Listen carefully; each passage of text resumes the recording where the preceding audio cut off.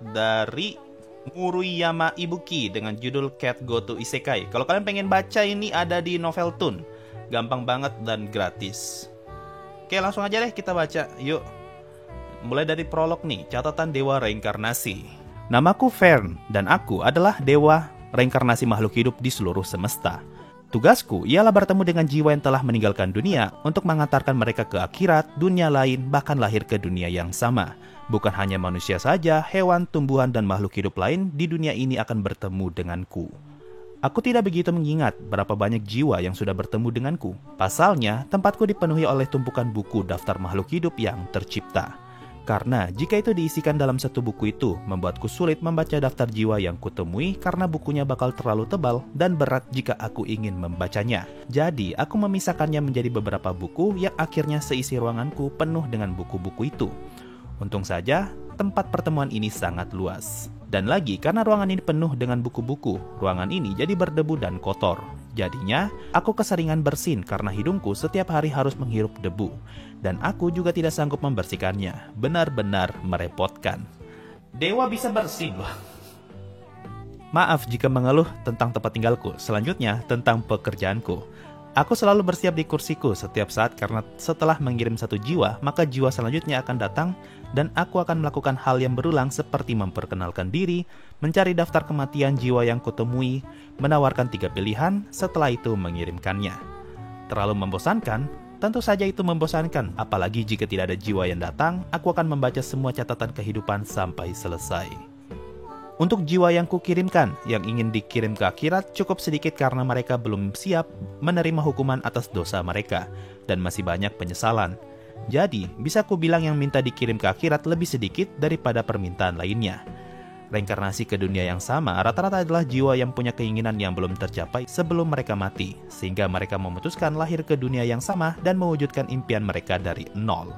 Untuk pilihan ke dunia lain adalah pilihan dominan, khususnya jiwa-jiwa yang masih terbilang muda. Katanya, mereka ingin ke dunia lain karena melihat film yang berkaitan dengan reinkarnasi ke dunia fantasi dan menjadi petualang dan mengalahkan Raja Iblis. Ya, syukur-syukur kalau ente bisa terkirim ke dunia kayak gitu. Lu bayangkan kalau terkirim kayak Subaru gitu, menangis. Sehingga permintaan dunia fantasi cukup ramai sehingga para dewa membuat banyak dunia fantasi. Namun, jika mereka mati di dunia fantasi, mereka akan kembali ke dunia normal ataupun dunia lama mereka dan menjalani kehidupan lama mereka tanpa sihir dan pedang. Rata-rata memilih dunia fantasi adalah manusia yang masih remaja, jadi lama-lama aku juga bosan mengirimkan manusia remaja ke dunia fantasi. Namun, suatu saat aku mendapatkan kejadian yang menarik yang membuat rasa bosanku hilang. Saat aku membaca buku kehidupan seperti biasanya, salah satu jiwa memanggilku dan aku melihatnya dan ia adalah seekor kucing abu-abu gelap. Dari suaranya, dia adalah betina. Aku mulai menyambutnya dan melihat informasi kematiannya dan aku mendapatkannya. Namanya adalah Maru, seekor kucing yang diasuh oleh seorang gadis bernama Hatsune yang seorang otaku. Usianya baru 1 tahun, jika ia manusia mungkin dia masih remaja. Penyebab kematiannya cukup wajar jika ia kucing yaitu ditabrak oleh mobil.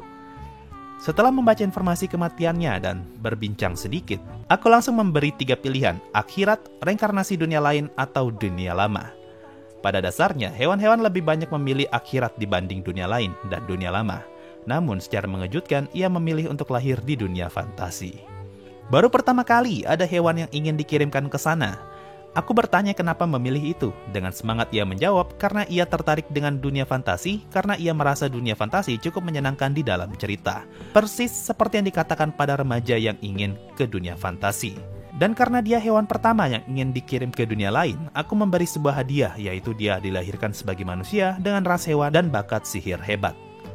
Aku mengirimkannya ke dunia yang ia mau, dan kabarnya ia menikmati dunia itu meski ia masih rindu dunia lamanya. Dan nama barunya adalah Milia. Mungkin itu saja hal yang kuceritakan tentang pengalamanku. Saat ini aku menjalani keseharianku seperti biasanya. Terima kasih telah membacanya, Sang Dewa Reinkarnasi, Fern. Chapter 1, Kucing yang Bereinkarnasi. 1 tahun lalu. Hujan saat itu sangat deras. Tubuh kecilku hanya menggigil kedinginan di dalam sebuah kardus yang sedikit demi sedikit mulai basah karena air hujan.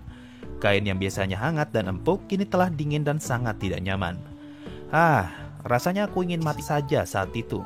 Beberapa saat, sebuah benda besar menghalangi air hujan yang turun dari langit. Aku perlahan melihat ke atas dan terlihatlah sebuah payung merah yang melindungi kardusku dari hujan. Kemudian terlihat seseorang mulai mengintip ke dalam kardus. Seorang gadis dengan seragam SMA. Biasanya mereka akan melihat sebentar lalu pergi dengan meninggalkan sebuah makanan. Namun, gadis ini berbeda. Dia mengangkat tubuhku yang kedinginan dan aku bisa melihat wajahnya yang seperti memberi senyuman hangat kepadaku. Dan itulah saat pertama kami bertemu. Setelah kejadian itu, kami menjadi seorang petualang dan melawan para monster, naga, golem, undead, dan slime. Hingga akhirnya kami melawan sang Raja Iblis bersama. Tidak, itu tidak sungguhan. Itu hanya novel petualang yang biasa kami baca bersama saat waktu luang. Ya ilah, gue sempat ketipu, gue kira betulan. Setahun setelah kami bertemu pertama kali, aku tinggal bersama majikan baruku yang sudah pasti si gadis SMA. Dan secara tidak langsung, hobi majikanku menular ke diriku, yaitu aku tertarik menonton anime, melihat dia bermain game, dan membaca manga ataupun novel. Ya, aku tidak bohong loh. Itulah hobiku sekarang selain makan dan tidur. Oh ya, aku lupa jika aku sudah punya nama. Majikanku memberi nama Maru, tapi dia sering memanggilku Maru-chan. Tidak apa-apa bagiku karena dia majikanku. Usiaku sudah 1 tahun lebih. Mungkin jika aku manusia, aku sudah remaja atau lebih tua dari majikanku. Buluku berwarna abu-abu gelap dan mata berwarna biru.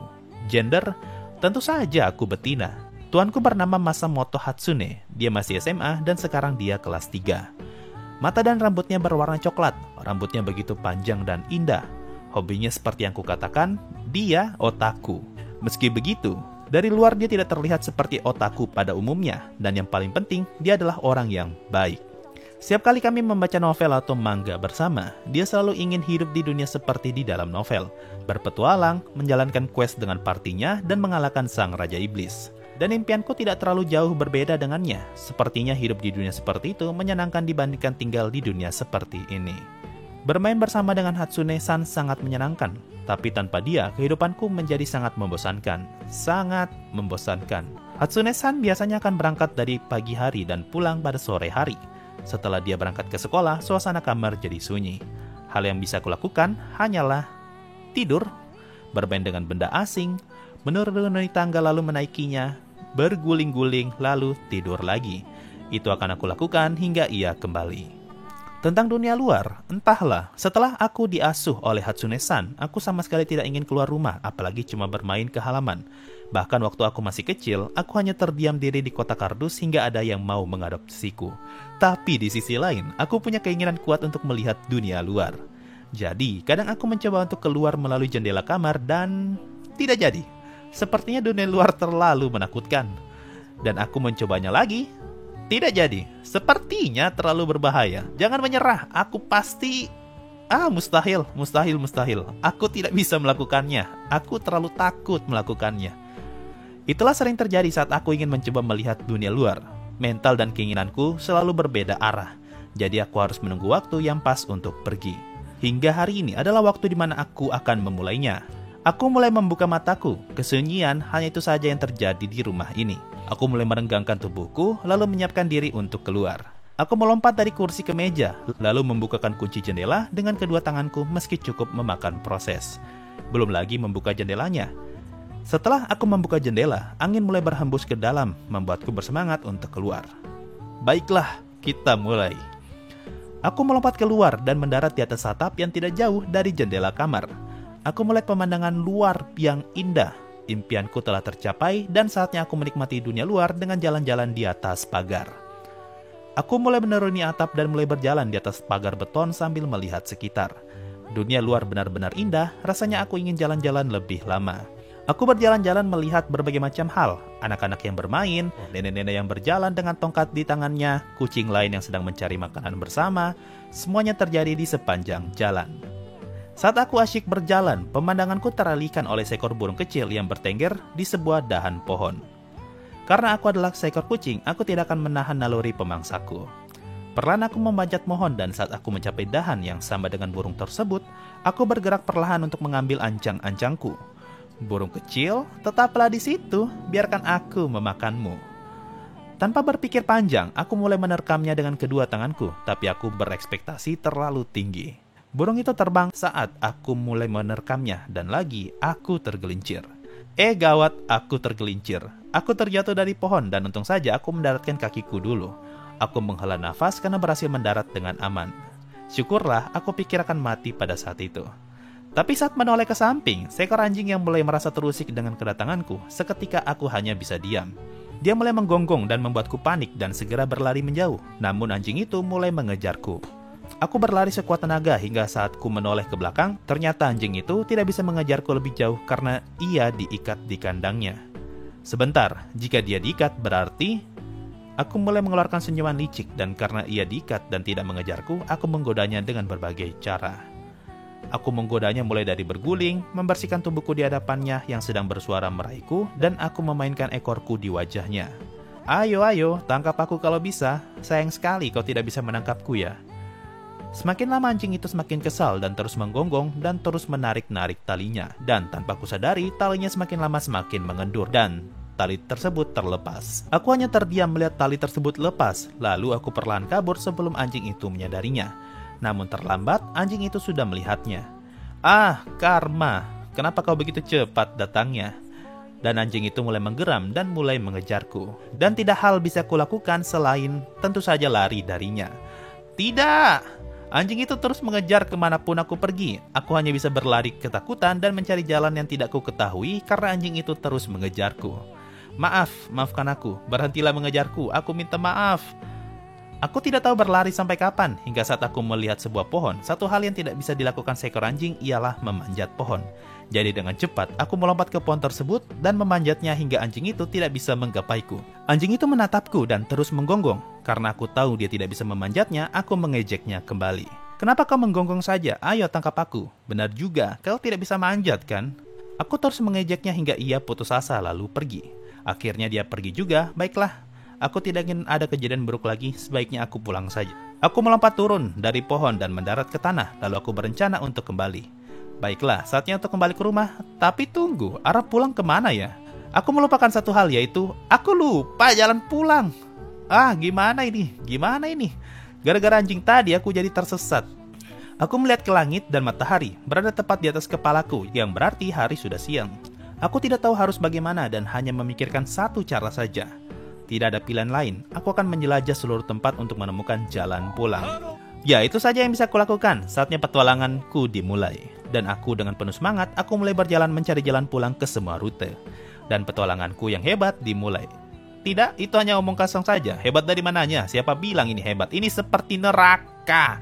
Sepanjang perjalanan aku diserang burung, kucing liar, anjing, ular, burung lagi, anjing lagi. Bahkan aku dicekali oleh kucing jantan. Dan aku tidak tahu kalau ini sudah musim kawin.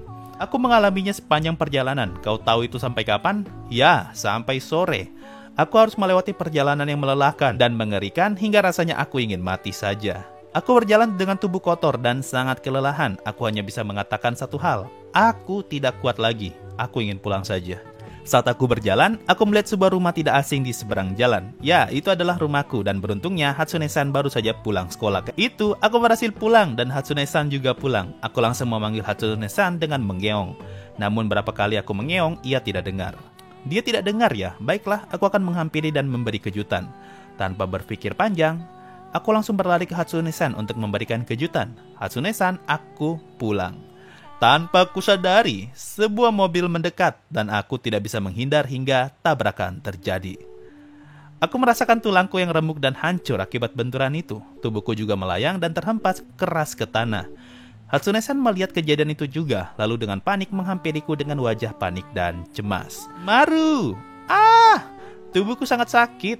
Darah terus keluar dari tubuhku dan semakin lama aku mulai kedinginan. Hatsune-san datang dan menghampiriku dan mengangkat tubuhku yang sekarat. Iya, aku bisa melihat wajah cemasnya sambil mengangkat tubuhku. Maru, bertahanlah. Maru, Maru. Perlahan, suaranya mulai sulit untuk didengar dan semuanya mulai gelap. Ah, harusnya aku tidak keluar rumah saat itu, kasihan. Baru juga keluar rumah sekali langsung meninggoy. Rasa sakit barusan seketika menghilang. Aku membuka mataku dan aku berada di tempat berbeda. Sangat berbeda dari tempat sebelumnya. Tempat itu sangat luas dan redup dan dipenuhi tumpukan buku yang aku tidak tahu berapa banyak jumlahnya. Dan aku melihat banyak bola bercahaya biru terbang. Aku bangun dan menyadari jika tubuhku tidak merasakan sakit sama sekali.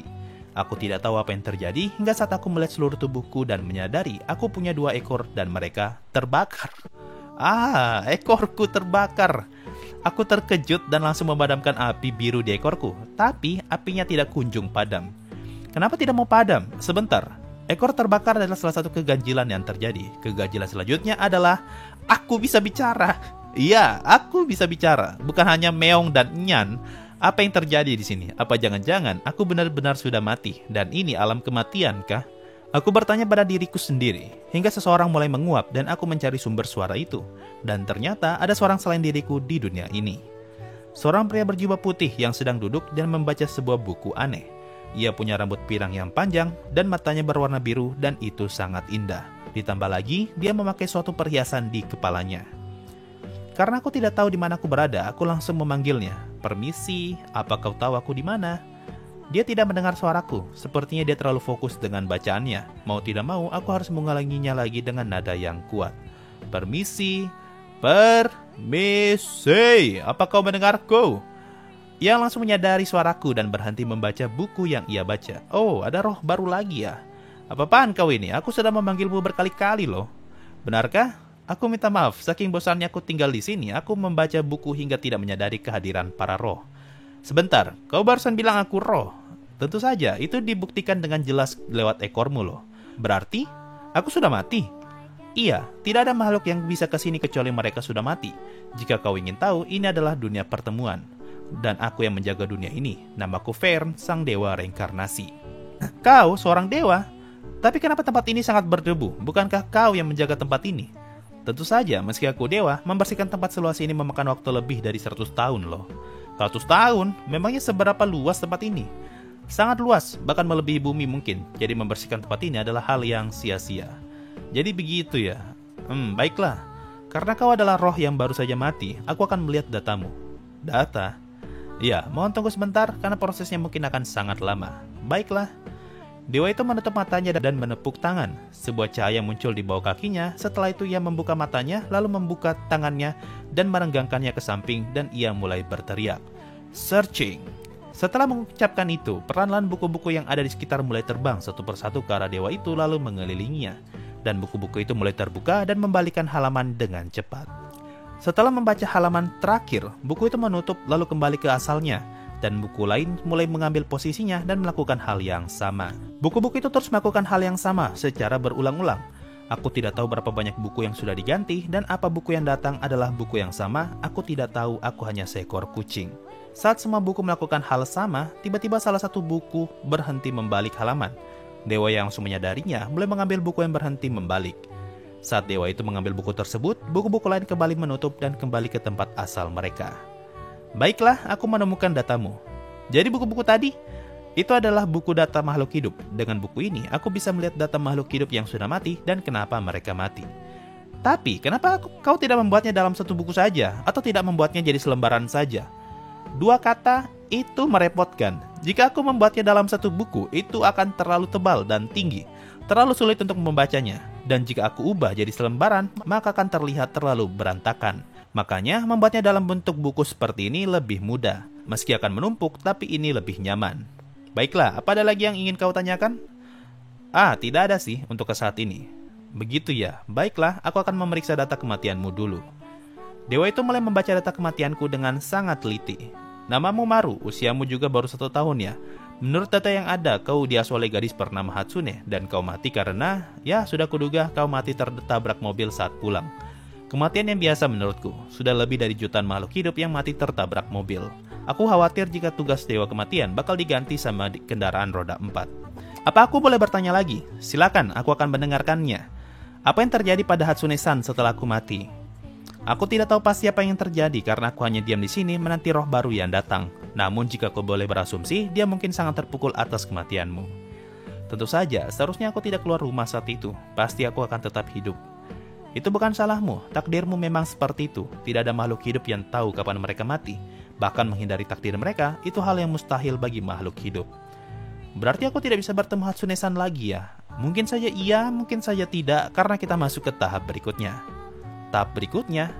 Ya, saatnya tugasku sebagai dewa reinkarnasi dimulai. Dewa tersebut menjentikan jarinya dan bola-bola cahaya mulai mendekatinya dan membentuk 3 bola berukuran sedang dengan 3 warna berbeda. Baiklah, inilah saatnya kau memilih untuk kehidupanmu selanjutnya. Kehidupan selanjutnya, kau akan terlahir kembali, tapi kau harus memilih antara 3 dunia ini.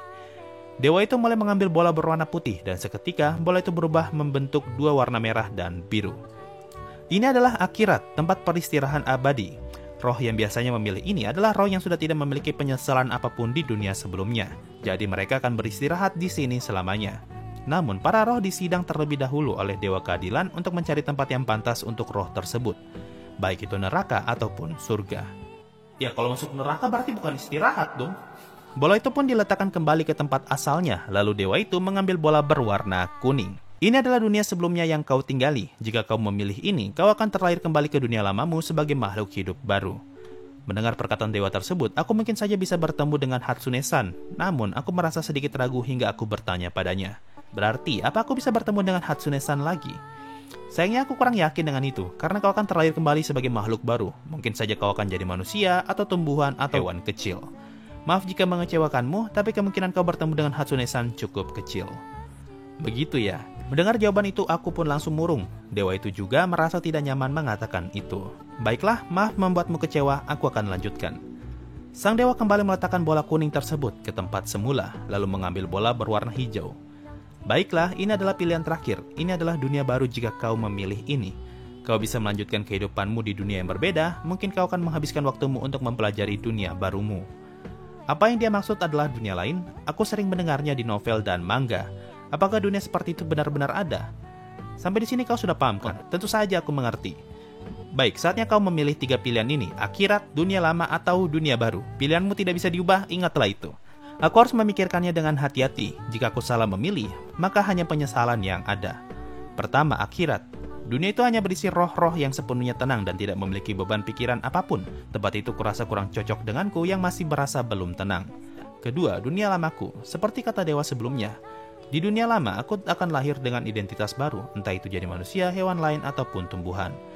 Kemungkinanku bertemu dengan Hatsune-san juga benar-benar tipis. Mungkin saja aku lahir sebagai manusia yang usianya terpaut berpuluh-puluh tahun, atau jadi tanaman yang tidak bisa berjalan kemanapun. Yang terakhir, dunia lain. Yang hanya ada di pikiranku saat dia mengatakan dunia lain adalah keinginan Hatsune-san yang selalu ia bicarakan padaku, yaitu keinginan ia terakhir kembali ke dunia fantasi dan menjadi petualang. Aku mungkin juga akan memilih pilihan yang sama dengan Hatsune-san. Aku membulatkan tekadku dan mulai mengatakan pilihanku untuk kehidupan selanjutnya. Baiklah, sudah kuputuskan. Biar ketebak, pilihanmu pasti akhir dunia lain, Dewa terkejut dengan keputusan yang kubuat. Sepertinya dia berpikir aku akan memilih akhirat. Padahal aku masih punya banyak hal yang belum kulakukan di kehidupanku. Dunia lainnya, kau ingin dunia seperti apa? Seperti dunia lama muka? Tidak, aku ingin dunia seperti di novel dan manga yang pernah kubaca bersama Hatsune-san. Sepertinya aku pernah mendengarnya. Apa yang kau maksud itu adalah dunia fantasi? Iya. Luar biasa ini. Seketika wajah sang dewa menjadi sangat bahagia. Bahkan dia sempat menangis haru. Ini sangat luar biasa. Apa kau tidak apa-apa? Tentu saja, sudah lama aku tidak sebahagia ini. Pekerjaanku mulai merasa tidak membosankan. Bosan? Maru, perlu kau tahu, kau adalah roh hewan pertama yang memilih dunia lain. Biasanya roh hewan akan memilih akhirat, tapi kau itu berbeda. Berbeda? Kenapa kau tanpa ragu memilih dunia lain? Sebenarnya aku ingin menjadi petualang di dunia lain dan mengalahkan Raja Iblis seperti di novel dan manga. Begitu ya, alasanmu seperti anak remaja ya. Baiklah, karena itu permintaanmu, aku akan mengirimkanmu ke dunia yang kau mau dan aku akan memberimu sebuah hadiah padamu. Hadiah apa itu? Baiklah, kau harus bersiap untuk dikirimkan. Setidaknya kasih tahu dong hadiahnya. Kau akan tahu hadiahnya apa? Aku akan mulai merapalkan mantra. Bersiaplah. Aku mulai duduk dengan tenang meski masih penasaran hadiah apa yang akan diberikan padaku. Sementara itu sang dewa mulai merapalkan mantra. Buku-buku perlahan terbang dan mengelilingiku dan tubuhku mulai bercahaya dan perlahan terangkat. Atas nama seluruh dewa yang ada, aku Vern, sang dewa reinkarnasi, akan mengirimkanmu ke kehidupan selanjutnya, ke dunia baru dengan wujud manusia ras kucing. Dan hal yang kuberikan padamu ialah kekuatan sihir luar biasa. Tubuhku semakin terangkat tinggi hingga aku mencapai cahaya terang benderang. Saat aku melihat ke bawah, dewa itu tersenyum padaku dan mengatakan, "Selamat berpetualang, Maru." Kata itulah yang terakhir ia ucapkan sebelum kami berpisah. Aku masuk ke cahaya terang dan semua jadi gelap. Sebentar, kok gelap? Apa aku gagal terkirimkah? Aku tidak mendengar apapun. Karena aku ketakutan, aku langsung menangis sejadi-jadinya. Namun tangisanku cukup berbeda, ini seperti tangisan bayi manusia. Dia telah lahir, dia perempuan. Seseorang samar-samar berteriak. Aku mulai membuka mataku dan melihat seseorang wanita dengan rambut hitam dan mata biru dan juga sepasang telinga kucing di kepalanya yang terduduk lemas di atas ranjangnya. Tampaknya wajah bahagia muncul pada dirinya. Perlahan aku mendekat padanya, sepertinya aku digendong seseorang. Selamat, anakmu benar-benar sehat, kau boleh menggendongnya. Seorang wanita memberikan diriku pada wanita itu. Aku bisa menatap wajah bahagianya, sepertinya dia ibuku. Selamat datang ke dunia ini anakku. Setelah ia mengucapkan itu, ia langsung mencium keningku. Ciumannya benar-benar membuatku bahagia. Tak lama seseorang mulai datang. Apakah anakku telah lahir? Iya, suamiku, dan dia benar-benar cantik. Seorang pria mulai menghampiri kami, dan ia mulai melihatku dengan ekspresi yang sama. Seorang pria dengan rambut putih panjang dan mata biru, dan ia juga manusia ras kucing, sepertinya dia adalah ayahku. Namun tiba-tiba saja ayahku memencet-mencet pipiku. Ia sepertinya senang melakukan itu. Tapi aku merasa kurang nyaman dengan itu. Pipinya benar-benar kenyal. Karena kesal, aku langsung menggigit jarinya. Bukti jika aku tidak menyukainya. Aduh, ternyata kau tidak menyukainya ya. Sifatmu seperti ibumu saja. Suamiku? Ya, sudah waktunya. Benar juga, kita akan memberikan namanya siapa? Bagaimana dengan Milia saja? Milia ya, nama yang bagus. Milia ya, menurutku itu nama yang bagus. Aku menerima nama itu karena aku tidak bisa menjawab dengan cara apapun. Aku hanya bisa sedikit tertawa. Dan orang tuaku juga paham kalau aku menyetujuinya. Sepertinya dia menyukai nama itu, suamiku. Ya, Milia, selamat datang di keluarga kami. Dan seperti itulah awal dari kehidupan baruku sebagai manusia ras kucing bernama Milia. Dan petualang yang sebenarnya akan sebentar lagi tiba. Ya, kalau kalian penasaran ceritanya silahkan dilanjutkan lagi. Judulnya Cat Go to Isekai, karya Maruyama Ibuki. Bisa dibaca di Novel Toon dan udah ada 4 chapter.